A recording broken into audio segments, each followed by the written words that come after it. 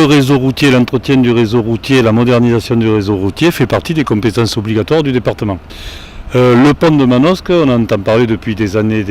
Il était temps d'intervenir puisqu'il y avait des problèmes de dysfonctionnement et de corrosion d'un certain nombre de poutrelles en particulier. Il fallait le refaire. Lorsqu'on a demandé la première étude, 17 millions, on s'est dit tout seul on ne pourra pas le faire. Donc on a demandé l'aide de la région et la région est venue à peu près à moitié.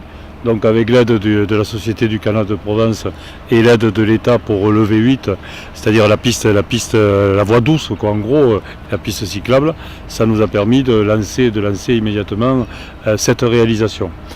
Là je suis particulièrement satisfait puisque 30 mois pour la réalisation, on est à peu près au tiers et on voit l'avancée conséquente de l'ouvrage. Donc sans difficulté majeure, si ce n'est comme toujours les contraintes environnementales, mais dans un département qui se veut nature, on se doit aussi de respecter les contraintes environnementales. Et je crois que ce soit l'entreprise COSI, l'entreprise de Gagne ou le maître d'ouvrage, le conseil départemental et la direction des routes, tout le monde s'est mis en quatre pour que ça se passe bien. Et vous le voyez, je crois que l'ambiance est étendue, il n'y a pas de souci là-dessus.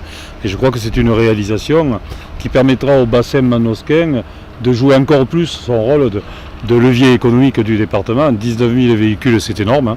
Ça impacte à la fois Manosque et donc Valençol pour les deux rives, c'est-à-dire deux communes de la DLVA qui sont parmi les plus dynamiques. La livraison de la plateforme, c'est pour l'été 2019, donc dans 12 mois, donc un peu plus de 12 mois. À partir de là, on circulera sur le nouveau pont, restera à déconstruire l'ancien pont et ensuite à faire les connexions avec les diverses voiries, avec donc la ville de Manosque d'un côté, la ville de Valençol de l'autre côté, pour que l'ouvrage soit terminé. Mais à partir de l'été 2019, il sera en service.